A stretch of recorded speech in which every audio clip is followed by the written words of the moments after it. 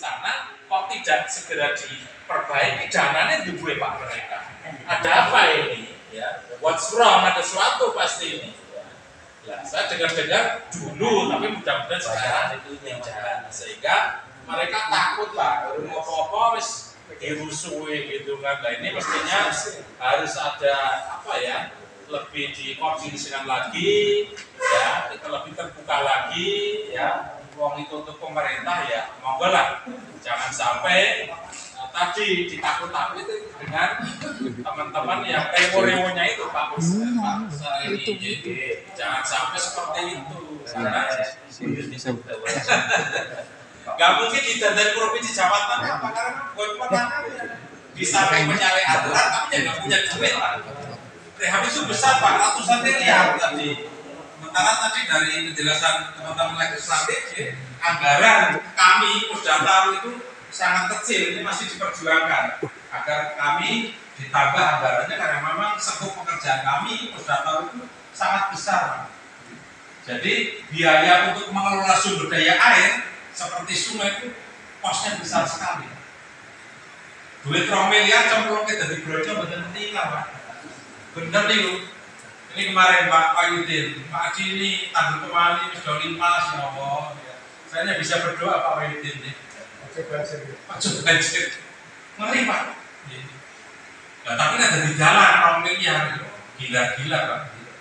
Memang mahal Pak untuk membangun sumber daya air, sehingga paling tidak lewat sosi ini, kami pengen menggugah tadi apa yang diharapkan, partisipasi itu apa sih?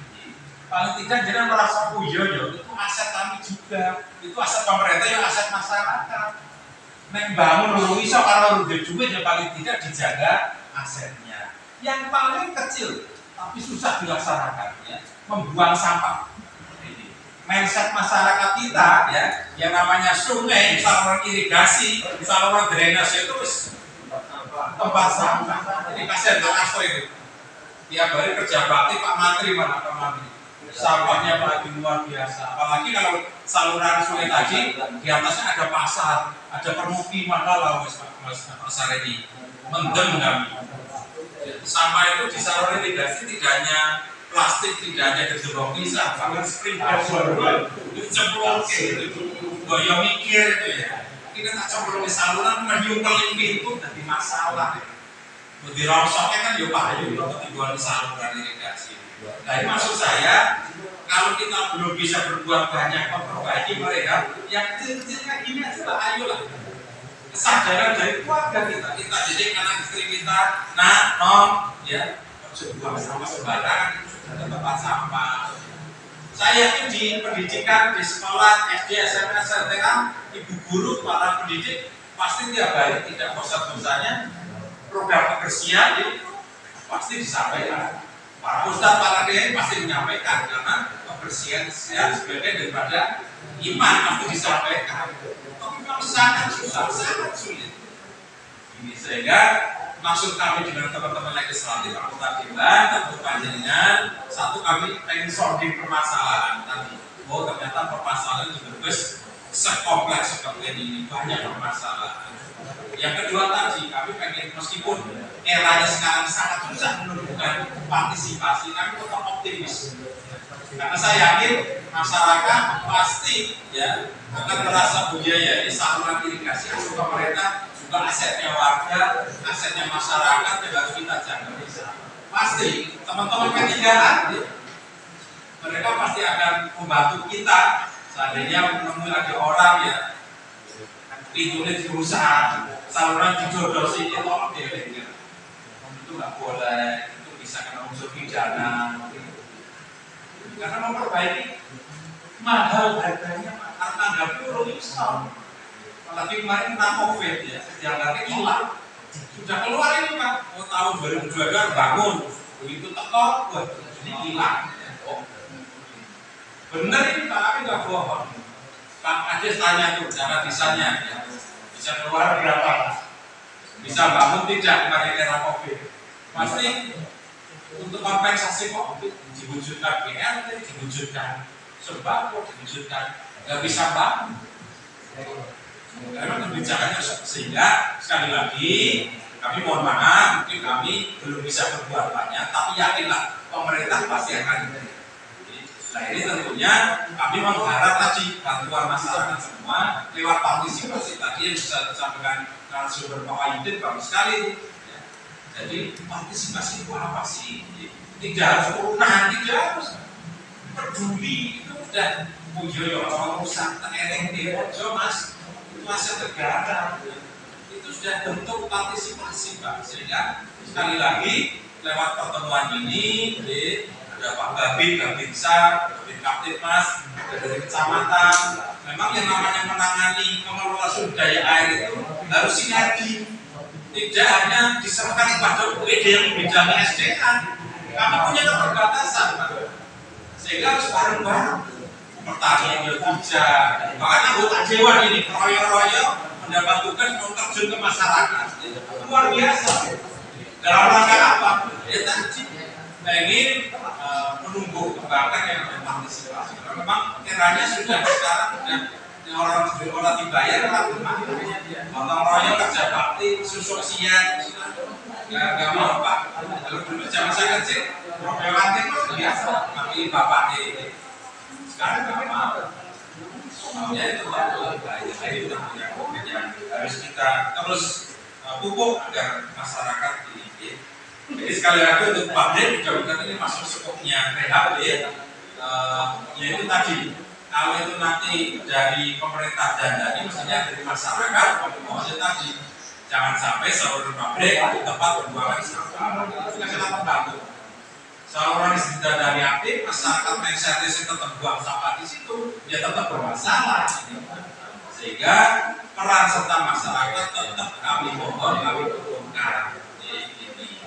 Mungkin itu makna partisipasi. Jadi tidak harus urunan tidak. Tapi apa prihatin punya apa ya empati punya itu justru yang menurut saya harus kita tumbuh-tumbuhkan lagi.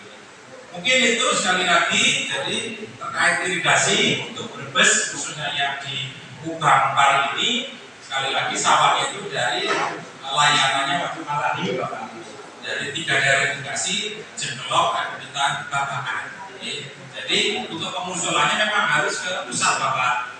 Kemudian Pak Mayuti nggak mungkin ya, karena memang berkenaannya Kabupaten SDPR. Nah, punya kecil-kecil nanti ke provinsi. Maka Bapak Ibu yang bisa bicara kurang lebihnya mohon maaf. Pak Turun. Aku tak kira sekedar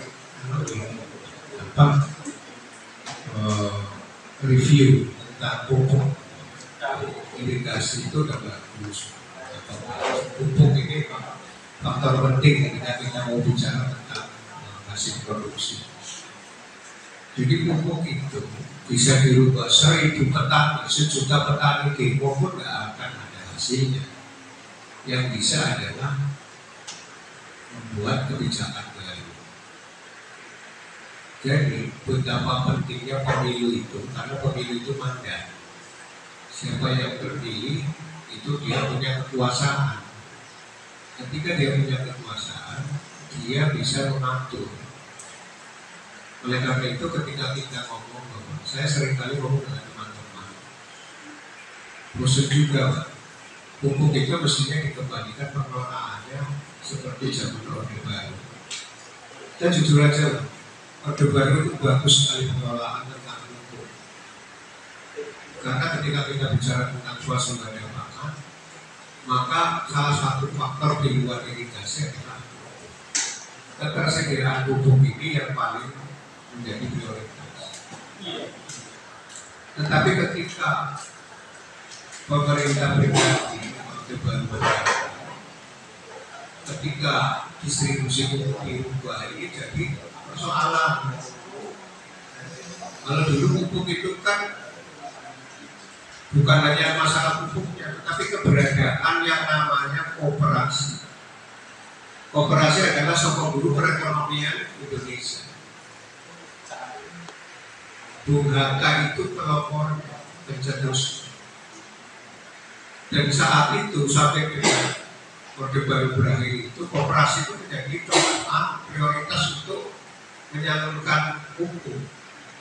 Nah saya pengen ini, ketika di zaman itu, katakanlah ada operasi nakal, yang untung siapa?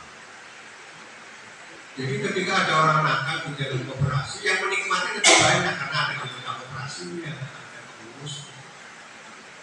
Tapi ketika sekarang pengelolaan pupuk diserahkan ke distributor, distributornya itu nakal, siapa yang kan sendiri?